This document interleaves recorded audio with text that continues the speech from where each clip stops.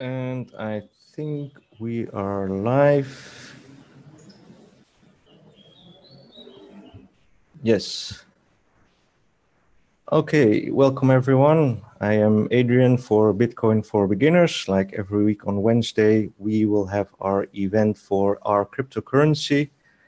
I will start to share my screen.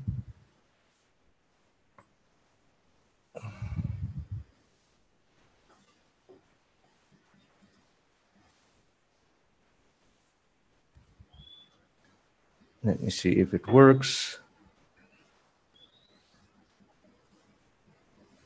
Yes, you will see the disclaimer. Please read it carefully. Obviously, this is not financial advice. And let me go to the next one. Okay, what are we going to talk about today? Today we're going to talk about scaling Bitcoin in a broader sense and the Lightning Network more specifically. We're going to ask some questions and try to answer them. First of all, how Bitcoin could have almost collapsed under its own success. Why do we need to scale Bitcoin? How does Lightning Network work? And does it even work? What solutions does it bring? What are the key advantages? Are there some concerns? And we will have our final thoughts. So what is Lightning Network? It is a second layer off-chain scaling solution for Bitcoin that should support further growth towards world scale use and mass adoption. It works as payment channels between two peers that have an established relationship or that frequently transact. It processes payments off-chain through the payment channels, and they remain open until they are closed and broadcasted to the mainnet. The network of these payment channels routes transactions, and they should allow instantaneous, super low fee transactions. So that is it in short, but we're going to dive deeper into it.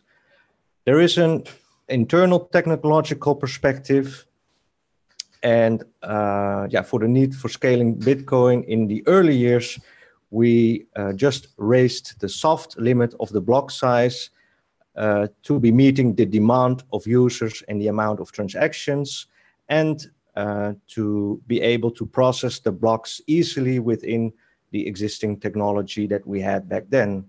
But since 2013, the block size limit has not been raised beyond the already existing hard limit of 1 megabyte. And the discussion emerged if continuously increasing block size would be sufficient to support mass world-scale adoption, and if it would be technologically possible while still maintaining decentralization, which obviously is an important characterization of Bitcoin. So in the discussion between block size increases and other scaling solutions, for example, the off-chain solutions like Lightning Network emerged. And in 2017, we had the hyperbolic bull run that clearly demonstrated the need for scaling. And I will show you how that went. Fees in early 2017 had already risen a little bit until about 15 cents on average, which was a lot lower in the years before. Then in the summer of 2017, fees had risen already to $1 to $5 on average. And at the all-time high of Bitcoin on December the 15th, the transaction fees were an astonishing $35. Blocks were 97% filled, and they contained about 2,000 transactions per block. So you can see that the network by then was completely overloaded, and also transaction times were extremely long, and the transactions could be really unreliable if they even went through or not. Yet at that point, only about 1% of the world population was even involved in Bitcoin. Imagine then how mass world adoption would look like under those circumstances. And I have to mention that although SegWit was already activated in August, it had not been widely adopted yet. So we couldn't really see the effect but we could see the effect of what happens if we don't scale Bitcoin. So what went on after that? In 2018, the bear market began, and there was an overall market cool-off. That meant that there were less transactions, but also SegWit was being more adopted by several third parties on the network. People started to use transaction batching. So in February 2018, fees dropped to below $1 on average, which was already an enormous improvement. And on May 25th, 2018, we had the lowest use of the capacity until so far in 2018. Blocks were only filled about 52% and contained even 1,550 transactions. From June to September, the fees went even much lower and are now usually under 10 cents, and the block space is about 60% filled. So what have we learned from this period? We have learned that a longer-term scaling solution is desperately needed. And on-chain, Bitcoin can only grow about 50% under the current block size, as we have seen here, that now 60% is used. If you increase the capacity about 50%, you're on 100% of the block size again. And SegWit, transaction batching, and the launch of Lightning Network seem to be supporting efficiency. But there is one other thing. We need to be competitive as a payment network as well, as Bitcoin now processes about 3 to 7 transactions per second. Compare that to traditional payment networks like banks, Visa, and PayPal that can process about 4,000 transactions per second, and even at max capacity, 65,000 transactions per second. But there are also other blockchains to compete with, or even other DLT technologies such as DEX, and they have also various transaction speeds, like, for example, Ethereum processes about 15 transactions per second, and even XRP, Ripple, 1,000 transactions per second. And we do need to say that centralization is a trade-off that other blockchains do use to achieve those higher results. And we try to avoid that in Bitcoin, obviously. So how did the scaling debate go, and what has been the roadmap so far? We have had years of debate and a community divide without any tangible progress. And the debate was between scaling on-chain by raising the blocks even further, or off-chain solutions like, for example, Lightning Network. And in 2017, influential parties from the ecosystem came to the New York Agreement, where they agreed to move towards off-chain solutions like Lightning Network, and to also increase the block size, which is an on-chain solution, which seemed like a very reasonable compromise. And that should, the plans that were made should at least give some short-term relief by implementing the so-called SegWit 2x, which involved SegWit to be implemented per August. However, a part of the community really refused SegWit, and they split off the Bitcoin network to become Bitcoin Cash. And so they didn't implement SegWit at that time, but they did increase the blocks to 8 megabytes, and they went on by themselves. And they agreed to the main chain agreed to increase the block size to 2 megabytes per November 2017. However, that got canceled because there didn't seem to be enough community support to go on with that change. However, in the fourth quarter of 2018, when the hyperbolic bull run occurred, the need for scaling became painfully clear. So the second part of the roadmap would be the longer-term sustainable solution, and that was when Lightning Network went live in 2018. However, it is still in its infant stage. It might still have bugs, and there needs to be a lot of further development, but it's steadily growing.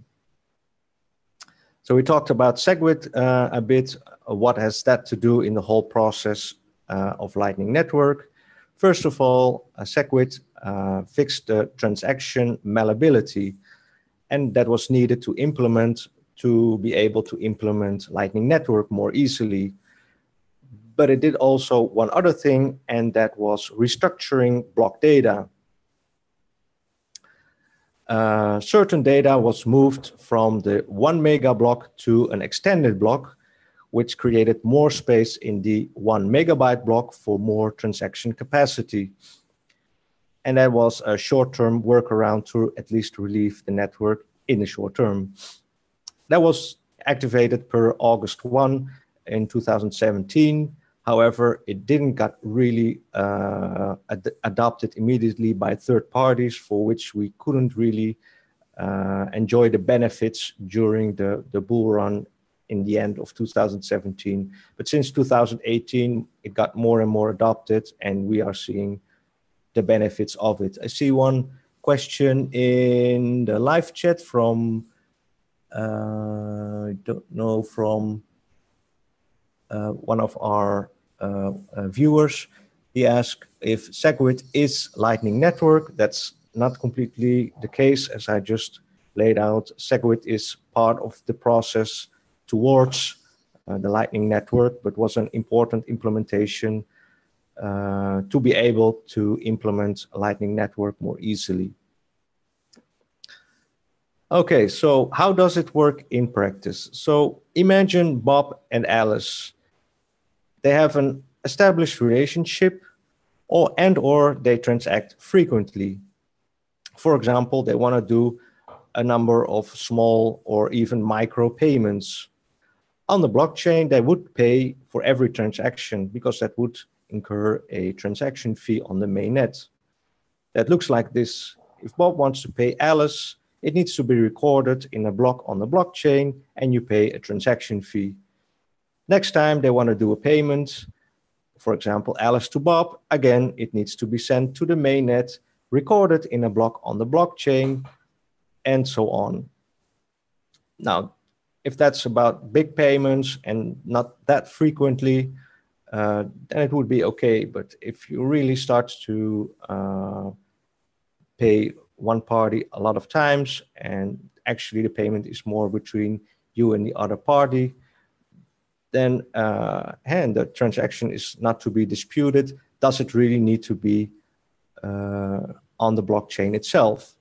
So the other solution is to build on top of the blockchain a second layer, and that's an off-chain layer. And how that works is that Bob and Alice agree to open a payment channel, which is in fact a multi-sig wallet, which is a smart contract. And both of them, or either one of them, can store funds in that smart contract, and this transaction will be sent to the blockchain, and there the payment channel will be opened. After that, on the blockchain itself, nothing will happen. All other transactions between Bob and Alice will be through the smart contract, through the multi-sig wallet.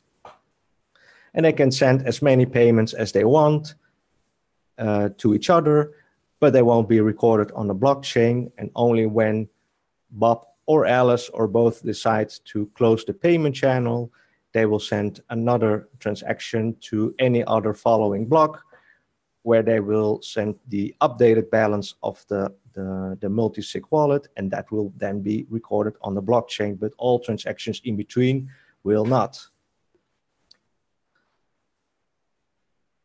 But the payment channels can also form a network, like Bob and Alice have a payment channel, but Alice also has payment channels with somebody else, and she has, for example, a payment channel with a coffee shop. And all these nodes and payment channels form together a network on top of the blockchain. And suppose that now Bob wants to buy a coffee at this coffee shop, but he doesn't have a direct payment channel with that coffee shop. What he could do is then use the payment channel that Alice has with the coffee shop. And then if he buys a coffee, then the payment will be sent through Alice's node to the payment channel of Alice between the coffee shop. That's how the path and the network work off-chain. There is only one limitation, and that is that Alice needs to have enough balance on her node to be able to process Bob's transaction. So if she has less than the amount necessary to buy the coffee, then Bob cannot use Alice's payment channel with the coffee shop, and yeah, the transaction gets stopped. In that way, the Lightning Network will try to find another path to the coffee shop, and that might look like this. And then Bob will still be able to pay the coffee shop without even having a direct payment channel with the coffee shop. So what are some important characteristics? A payment channel is a multi-signature wallet, which is a smart contract. It is also a hot wallet, which means the private keys are stored online, which is obviously not the safest way to store your Bitcoin. Each Lightning Network transaction uses the same cryptography and signature properties, and has thus the same security guarantees as the blockchain itself. Only not all transactions are broadcasted to the whole network. They will just be processed within the multi-sig wallet smart contract. And for a path to route the payment, each node needs at least the amount that is the transaction itself. For that reason, plus the fact that it's obviously not safe to store large funds in a hot wallet, the highest chance of your payment to be successful is if it's a small payment, which by that means that the Lightning Network is primarily meant and most useful for smaller or even micro payments. So how it currently works is that each node only sees the previous node plus the next node where the transaction is going to, but it doesn't know how many nodes the transaction will pass.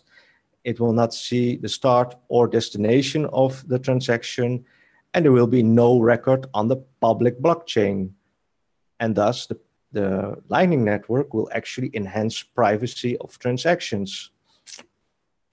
But if you only have one connection, one payment channel with another node, your privacy is actually very poor, because that other node will know that you don't have any other transactions, so other connections, so that your transaction has to be from you. So the optimal for privacy and decentralization would be if you would be connected to at least 40 nodes. There is also one other point that you should know, and that is that each node in a payment channel can close the channel without the consent of the other party. And that can be if the other party fails to finish the commitment to a channel, if it doesn't update their state, or if it does not close the channel when asked. So how should you do your payment? Should you use the Lightning Network, or should you do an on-chain transaction? Well, if you use the Lightning Network, you will use the multi-sig hot wallet between you and another party. For example, if you every day go to a coffee shop, it would be beneficial to have a payment channel with the coffee shop, and each time you go to there, you will just pay your coffee from your Lightning Network payment channel node. So you can process a lot of transactions and pay just very low fees. But if you, on the other hand, want to buy a Lambo, it's probably better to do that on-chain, because there probably won't be so much payment channel routes that can process the amount of money of a Lambo. So yeah, then the on-chain would be the best solution. Also, the Lambo dealer probably will want to see some confirmations in real blocks before they will give you the keys to the Lambo. So in that case, yeah, on-chain would be a lot better. So to make the difference more clear, buying coffee, best way is to use Lightning Network. Buy Lambo, best way to do it on-chain. So how will that work in the future? Well, future wallets may either or both have a button to choose the method yourself, use the Lightning Network, or use an on-chain transaction, or it can automatically choose the optimal method for that time or period. And then it handles each process in the background accordingly. So what are some key advantages of the Lightning Network? Well, most of them we already discussed, but we will sum it up quickly here. It seems to be that Lightning Network enables a scalability of the magnitude that supports worldwide scale mass adoption, processing the majority of frequent, small, and undisputed transactions off-chain. It will have much lower transaction fees, which will also make micropayments a much more realistic scenario. The transactions are instant because you don't need to wait for network or block confirmations. Trust is not required, but still they are valid, signed, real Bitcoin transactions, and they can always be recovered in case of bad actors. And privacy is increased because currently, obviously, the public record of transactions as we have it right now is not very private. And it allows an interoperability between blockchains. For example, it enables atomic swaps.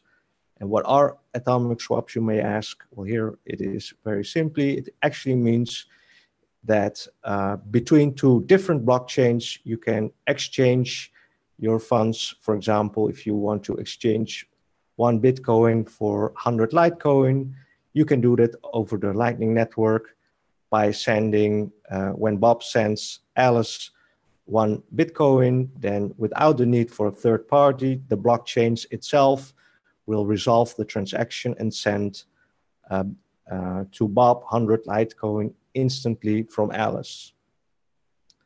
That's something that's very difficult to achieve with the current blockchain technology, but with technology like Lightning Network, that will be much easier, and that will also change the playing field of centralized and decentralized exchanges a lot, obviously, if we can just exchange different cryptocurrency directly from our wallets.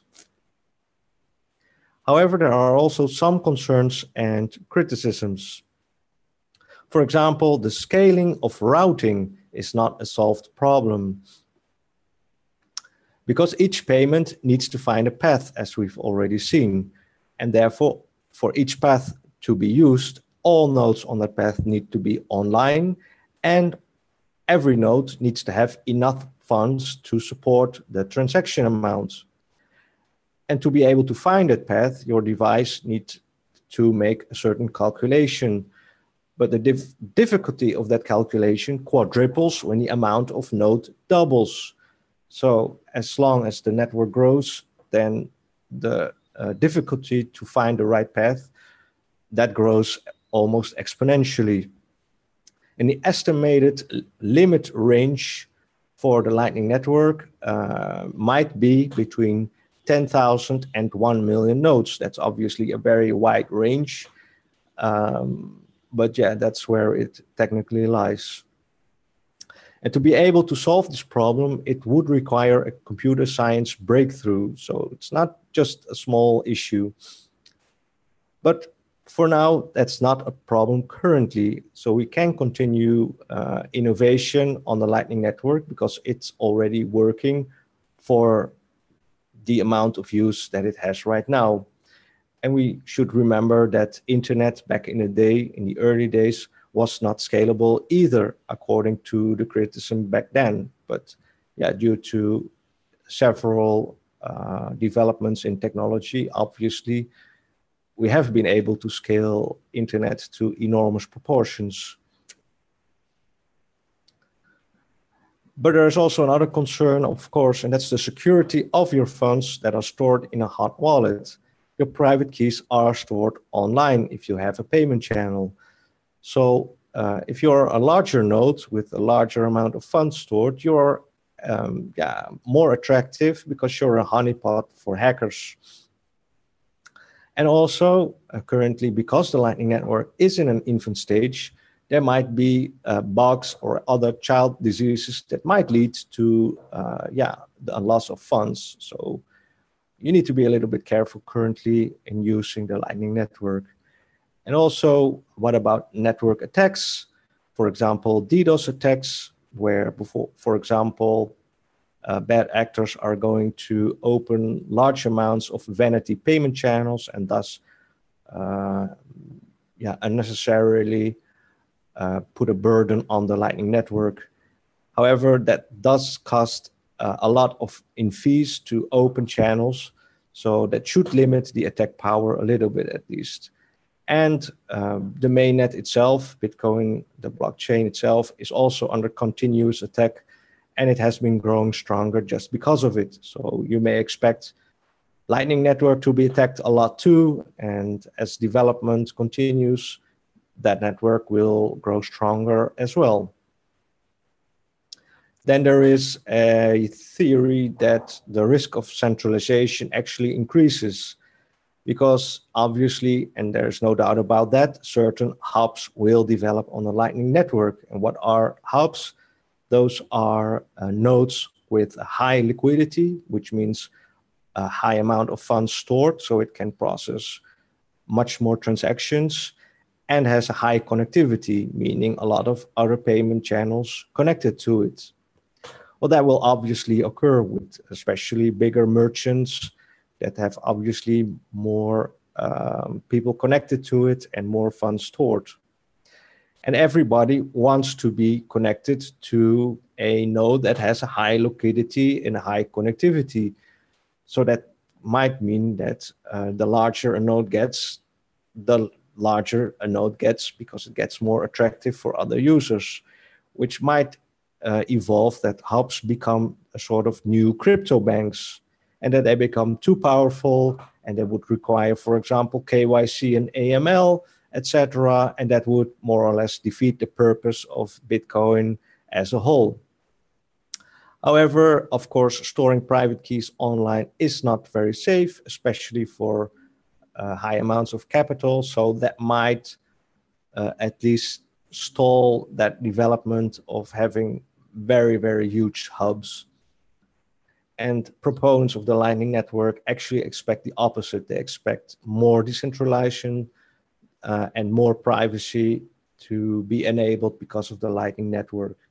Then there might be also legal issues, because probably you will want to use the Lightning Network through a Tor browser. And depending your jurisdiction or country, there might be regulatory implications because of that, because not in every country Tor is legally be used. And it might even become the case that regular nodes even need to comply to money transmitting laws and also require KYC and AML. Once again, that's not the case yet, but you might see such a development coming from regulators. Then there is also some doubts about the fee incentives. As you know, opening and closing a payment channel incurs a network fee, and that each payment channel processes very small, that processes transaction will get a very small Lightning Network fee. And all those small fees together should be enough to at least cover or become profitable to cover the network fees for opening and closing. However, if a counterparty closes a channel against the will of you, and it occurs at at when the blockchain has a peak in the fees, then the profitability of and thus the incentive of having a payment channel might disappear. Or depending on the amount of transactions, it might even be cheaper to make them on-chain instead of through a payment channel. But those are mostly speculating about hypotheses of what might or might not happen. The reality, of course, will tell in the future. So does it actually work? Well, the Lightning Network has been delayed for a long period of time. It should have been launched already a lot sooner. But despite its infancy and challenges, for example, scaling of routing, the Lightning Network has launched this year and is live and is operational, and it works in tenant so far. And it's also slowly growing and increasingly being used since launch. It works for the Lightning Network it is today, but obviously, as we've discussed already, there is more work to be done and more development to be done in the future as well. So what are some final thoughts from my part? I think the Lightning Network has some valid concerns about future development, and that has some limitations potentially. And there are criticisms about potential scenarios to develop. However, this may or may not turn out to be accurate. We will not know until it's actually the time for it. However, the possibilities and potential that opens up because of Lightning Network are very promising to make Bitcoin extremely competitive as a payment network, a store of value, and keep its censorship resistance and its privacy properties potentially even more. It may relieve the mainnet already by taking very small transactions away from the on-chain processing to off-chain processing, which is already occurring. And the more that happens, the more the main chain will be relieved. So that's already a benefit that we are having right now from the Lightning Network. And there is enough potential for the future to be optimistic about this solution. All right, that was it. I don't think I see any more questions in the live chat. Please join us next week on Reddit when Kevin will be doing the event again. That will be on Wednesday, October the 10th at 10 p.m. UTC or 5 p.m. CST on r/cryptocurrency. Please be there, and thank you for watching. Have a great rest of your day.